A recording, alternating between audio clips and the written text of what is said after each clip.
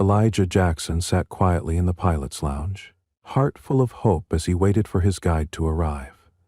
The room, normally a reserved space for experienced pilots, buzzed with the low hum of conversations and the flicker of a television screen playing an aviation documentary. For Elijah, a 16-year-old black student with an extraordinary passion for flight, the lounge represented the tangible realization of a dream he'd nurtured since childhood. Clutching his official guest ID, a badge he earned after winning a competitive essay contest, he felt both excitement and nervous anticipation. Without warning, a brisk voice shattered the moment. "There's a disturbance in the lounge. Get here immediately." Captain Rebecca Whitman, a seasoned pilot with decades of experience, stormed in. Her eyes narrowed as she fixed her gaze on Elijah, whose confusion grew with each step she took. "Who allowed you in here?" she demanded sharply, her tone laced with disdain. Elijah tried to explain, voice trembling. "Ma'am, I'm Elijah Jackson. I'm part of the Aviation Career Exploration Program. I was escorted by Miss Reynolds from HR." But before he could finish, Captain Whitman snatched the badge from his chest, the strap snapping in protest. "This isn't a playground," she snapped. "A kid like you has no business here." Almost immediately, she radioed for airport security, declaring him an intruder armed with a counterfeit ID. The atmosphere in the lounge shifted instantly. Curious eyes turned toward Elijah, their gazes heavy with suspicion. His heart pounded, and a wave of isolation swept over him as whispers of doubt began to ripple among the onlookers. Despite his earnest explanation, no one came forward to vouch for him. The security officers, summoned by Captain Whitman's stern commands, advanced with measured, intimidating steps. One officer, his face set in a grim line, ordered, "Young man, come with us for a search. We need to verify your identity." Elijah's voice, barely audible, pleaded for understanding. "Please, I was officially cleared by Miss Reynolds. I'm not doing anything wrong." But Captain Whitman, unmoved by his protest, reiterated her accusations. "Your ID is fake. This is a serious breach of security." Her words struck Elijah like a blow, intensifying the humiliation and fear that now threatened to crush his spirit. In the ensuing chaos, as the security team closed in, Elijah fumbled for his phone and whispered, "May I call my dad? He can explain." With a mocking sneer, Captain Whitman retorted, "Call him if you must. I doubt he can help you now." Her words cut deeper than any physical blow, leaving Elijah feeling more vulnerable than ever. Moments later, as the tension reached its peak and Elijah's pleas grew more desperate, his father's voice finally broke through the cacophony on the other end of the line. "Elijah, I'm on my way," said David Jackson, a calm yet commanding presence, known not only as a devoted father but also as the FAA. In that brief moment, relief flooded Elijah's senses. However, the room was far from ready to offer solace. The security officers, still in formation, hesitated when one of them received an urgent call.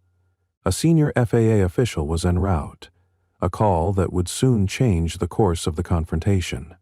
As the door swung open once again, a group of sharply dressed FAA agents entered, led by none other than David Jackson himself. His arrival silenced the murmurs in the room instantly.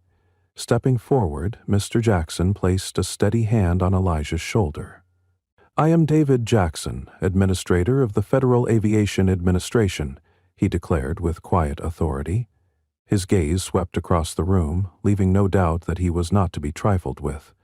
"I have been briefed on the situation," he continued, "and I find these accusations baseless and deeply troubling." His words rippled through the crowd, shifting the atmosphere from one of suspicion to one of stark accountability. Captain Whitman's confident facade began to crumble. In the face of Mr. Jackson's unwavering presence, her earlier harsh assertions appeared not only unfounded, but also prejudiced. I was only following protocol," she stammered, her voice now reduced to a hesitant whisper. But Mr. Jackson's next words left no room for doubt. "Protocol does not grant anyone the authority to humiliate a young student based on appearance," he stated firmly. "Your actions today have not only violated his rights, but have also cast a dark shadow on the principles of fairness and security that our industry upholds."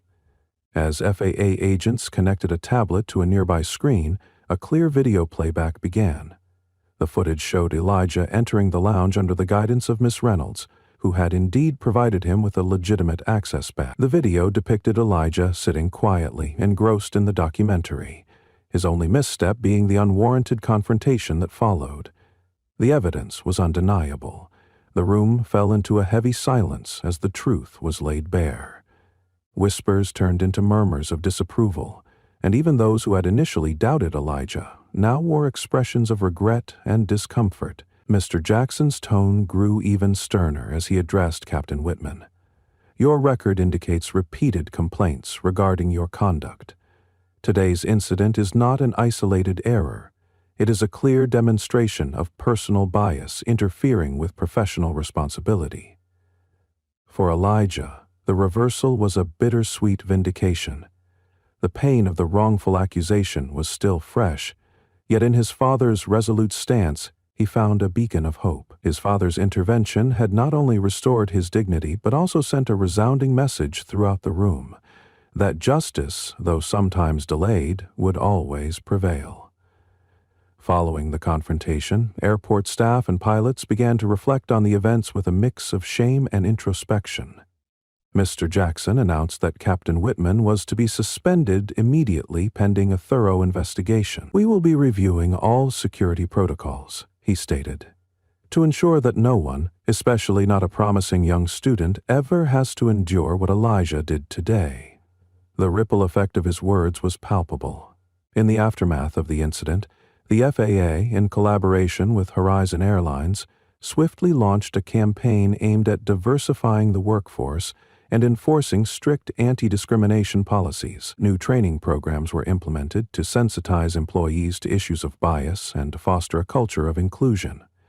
The message was clear: every individual, regardless of background or skin color, deserved respect and equal opportunity in the field of aviation.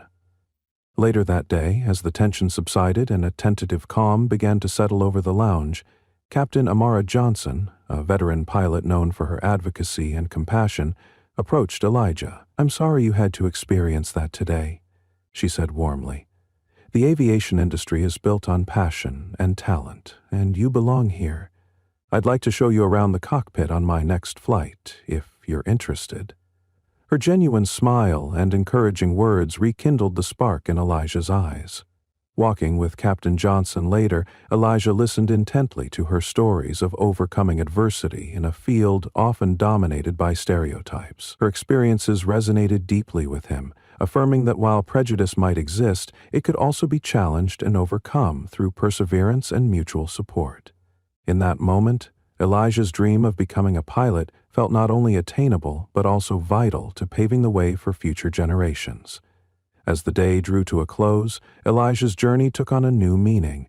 No longer was he just a student facing an unjust accusation, he had become a symbol of resilience in the face of discrimination. His story would soon be shared in schools, workshops, and community events, inspiring other young people to stand up for their rights and pursue their dreams, regardless of the obstacles.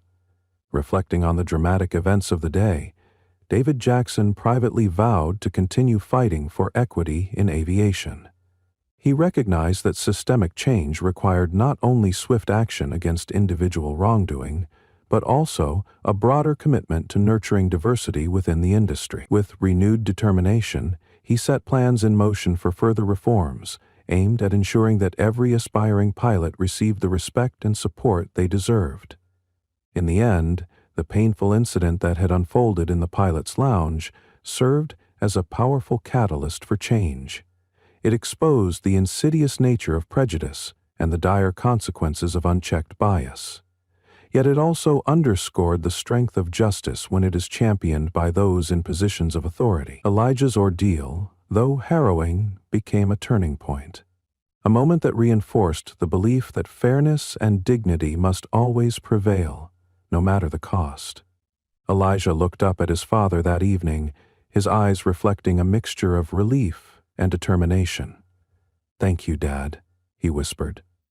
"Today, you showed me what true courage is."